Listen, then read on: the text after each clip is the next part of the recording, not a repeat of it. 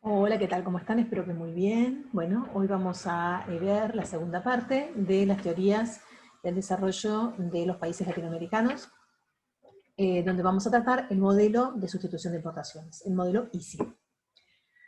Voy a compartir pantalla porque les preparé una presentación.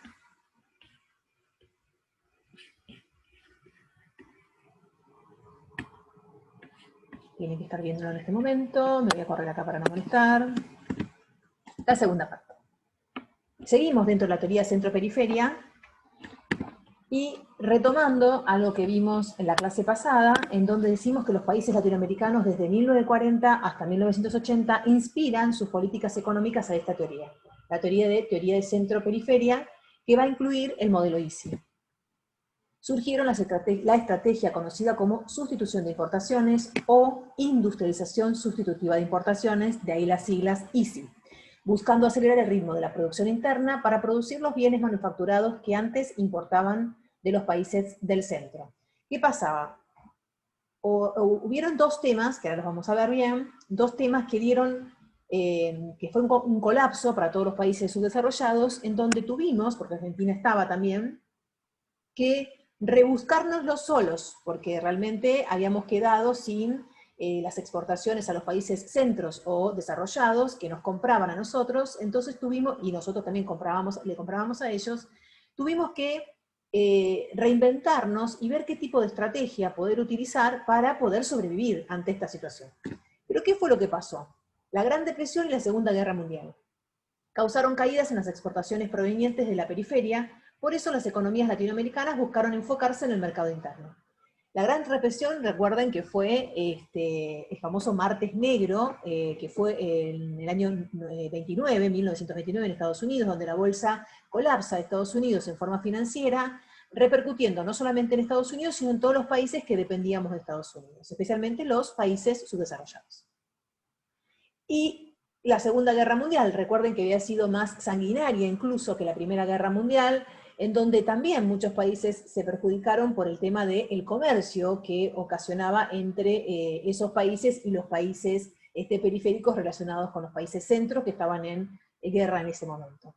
Entonces, los países subdesarrollados nos vimos en la obligación, y decimos nos vimos, nos incluimos porque Argentina estaba ahí, en enfocarnos en nuestro mercado interno y dejar de consumir lo que hacíamos en el exterior, y a su vez tratar de defendernos como podíamos. Entonces surgió este modelo de sustitución de importaciones. Recuerden que habíamos visto la teoría centro-periferia, de la mano de Raúl Prebisch, que donde después de estar en Argentina muchísimos años se instala en Chile y empieza con la CEPAL, que era la Comisión de los Países Latinoamericanos, a desarrollar todo este tipo de herramientas para poder salir adelante a todos los países subdesarrollados. ¿Y cuál era la estrategia de industrialización por sustitución de importaciones? La ISI.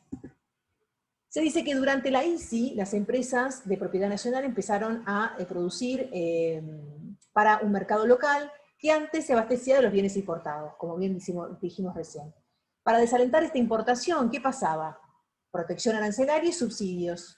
¿Qué pasaba? Si uno compraba productos de afuera, los impuestos los encarecían, por lo tanto convenía comprar producto nacional. Y también había subsidios, el Estado que hacía, subsidiaba la producción nacional para que si había alguien tentado de comprar en el exterior, cuando comparaba, convenía toda la parte social, nacional. Eran instrumentos que utilizaban los gobiernos populistas para alcanzar la industrialización. Populistas es un término que nace en 1940, lo traigo a la memoria porque hoy en día también se habla mucho de los gobiernos populistas, Bueno, está en línea, el gobierno populista está en línea de los gobiernos de estado de bienestar. Recuerden que habíamos visto los liberales y los neoliberales y el gobierno de bienestar. También estaba el comunismo y el socialismo, bueno, que del socialismo parte el estado de bienestar. Bueno, los gobiernos populistas iban en esa línea, en el estado de bienestar.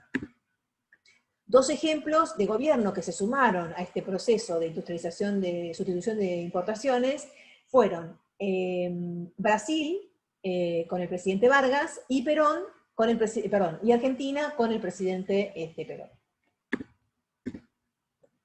El nacionalismo económico era su principal bandera. El Estado promovía la fase inicial de la industrialización orientada a los bienes de consumo no duraderos e insumos básicos, La inversión pública era el principal motor del proceso y las políticas de empleo y seguridad social. ¿Qué pasa con esto? En la primera etapa del modelo de sustitución de importaciones se enfocaron bien en los productos de consumo no duraderos e insumos básicos, comer, vestirse, asearse, todo lo que es básico, ¿sí? No duradero, que es básico, que sí o sí la gente iba a consumir. La inversión pública era su principal motor, porque cuando los estados empezaban a invertir para poder generar mayor empleo, eso generaba mayor consumo, y la producción y la industrialización nacional crecía su demanda, por lo tanto ofrecía mayor al mercado. Esto generaba mayores puestos de trabajo y a su vez mayor consumo.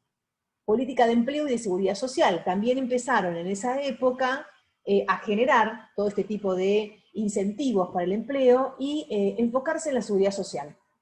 La seguridad social hace referencia a la jubilación, a la obra social, que están relacionados con la salud, ¿sí? Y el devenir de una cierta edad, entonces tratar de estar seguros cuando uno llegara a su momento de jubilarse. Esta primera etapa puede considerarse exitosa. Tenemos una segunda etapa. La segunda etapa de industrialización consiste en la sustitución de importaciones, pero de bienes de consumo duradero y de bienes de capital. ¿Qué hacemos referencia acá? Ya comemos, ya nos vestimos, ya nos bañamos. Entonces, ahora viene lo otro, el consumo no duradero y bienes de capital. Está relacionado básicamente, por ejemplo, a autos, a inmuebles, a maquinarias, a todos aquellos insumos de una segunda etapa, ¿no? Digamos, la primera ya la logramos, bueno, vamos a hacer una segunda. Son bienes muchísimos más caros. ¿Qué se necesitaba? Creciente nivel de conocimiento, tecnología e inversión. De todas partes, no solamente de la parte pública, sino también de la parte privada. Es decir, las empresas privadas necesitaban capacitarse, tecnología e inversión para poder realizar esta segunda etapa del ICI. Los gobiernos que intentaron fueron los desarrollistas, que identificaron el crecimiento industrial con el progreso y la civilización. ¿Qué pasaba? Ya comemos, ya nos vestimos, ya nos saciamos. Bueno, ahora vamos para el progreso. La casa, el auto, las maquinarias para las empresas, vamos para una segunda etapa. Eran gobiernos desarrollistas los que enfocaban en esta parte. Los países que intentaron fueron los exitosos de la primera etapa. Intentaron esta segunda etapa. Brasil, Argentina, Chile, Colombia, México y Uruguay. ¿Pero por qué fracasó esta parte del ICI? Los crecientes costos para los productores se tradujeron en bienes nacionales más caros. Antes la materia prima era importada y más barata que los importados, que recaía sobre los consumidores. El sector industrial era de alto costo e insuficiente, por el mercado interno demasiado pequeño. Los problemas en la balanza de pagos, la crisis inflacionaria y la déficit de los presupuestos nacionales impulsaron al FMI. Sin embargo, los acuerdos fracasaron por las condiciones impuestas. Exigía el FMI un modelo de crecimiento hacia afuera. Los países latinoamericanos se negaron hasta la década del 80, la vamos a estudiar, es la famosa década perdida, los obligaría a replantear su estrategia de desarrollo. ¿Qué pasaba con estos productos? Estos productos no eran alimentos, vestimenta, aseo, estos productos eran otra cosa, eran algo más caro, para un nivel mayor. Autos, maquinarias, inmuebles. Por lo tanto, los costos de producción nacional encarecieron mucho y la demanda de mercado era pequeña. Por lo tanto, al alto costo e insuficiente mercado hicieron que esto no funcionara. Pensaron en el FMI, pedir un préstamo para poder solventar esa balanza de pagos, porque no se podía exportar como se exportaba antes, entonces pidieron asistencia al FMI. El FMI les dijo, bueno, pero tenemos que hacer libre comercio, como un gobierno liberal, ¿no? Tenemos que hacer libre comercio, abrir las puertas a la importación. En ese momento los países subdesarrollados no hemos querido tomar esa decisión y lo dejamos ahí, pendiente, stand-by. En la década del 80 hubo que replantearse todo esto. Y acá tenemos algunas publicidades de la época, en donde vemos, por ejemplo, la primera, donde el pintor muestra en la década del 30, donde la gente realmente vivía bien, esa es la playa de Mar del Plata, la Bristol, en donde había mucha gente de vacaciones. Al lado tenemos una revista Caras y Caretas, muy conocida de la época, que está hablando acerca de la importación y la exportación y del libre comercio y del proteccionismo, que era lo que más convenía.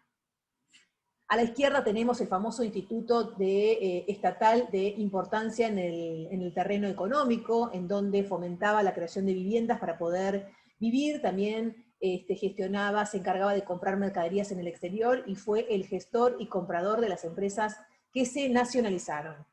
La acción de este organismo fue muy cuestionada por los sectores relacionados con la producción agropecuaria. Este instituto fue muy importante en esa época, pero también fue muy cuestionado porque controlaba todo lo que era el comercio exterior.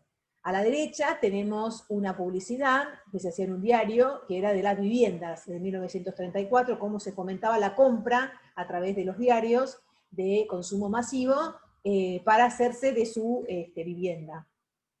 Después tenemos la CGT, que es una propaganda de la revista publicada por la CGT de la Argentina. Además de los objetivos económicos, el gobierno de Onganía de esa época buscaba reprimir las disidencias según pasaba en el orden social de esa época, de 1968. Los dirigentes de tendencias sindicales combativas formaron la CGT Argentina, ¿no? Que era lo que llevaban la contra a ese momento de la República Argentina. Seminario CGT aparece los jueves, era la revista, por ejemplo, la acción de los monopolios, la traición de los colaboracionismo, las maniobras del gobierno, los conflictos en cada fábrica, la lucha estudiantil, la resistencia popular, todos esos temas manejaba este seminario. A la derecha tenemos las instalaciones de Fiat y de ICA en la ciudad de Córdoba, en donde, como bien dijimos, empezaron a venir empresas de afuera a instalarse para producirse en la segunda etapa del modelo de sustitución de importaciones, autos, por ejemplo, en donde vemos a Fiat y a ICA que se instalaron en Córdoba. Acá tenemos otras publicaciones, la línea Winco, que era para grabar o para escuchar música, al lado tenemos una calculadora de esa época, en donde, bueno, era todo un tema, era todo muy moderno de la época, este tipo de cosas. Ahora eso sería totalmente obsoleto, ¿no?, en la actualidad. Acá tenemos la parte de los autos, el Torino, tenemos el Citroën, tenemos el Falcon, que fue muy importante en la década del 80, lo utilizaron mucho, especialmente las Fuerzas Armadas, en donde cómo se publicitaban, ¿no?, los automóviles a los fines de los 60 y principios de los 70, el desarrollo de la industria automotriz, junto con la petrolera y la petroquímica, fue privilegiado el modelo económico desarrollista y continuó en la década siguiente, o sea, en la década del 80. Bien, hemos terminado por hoy.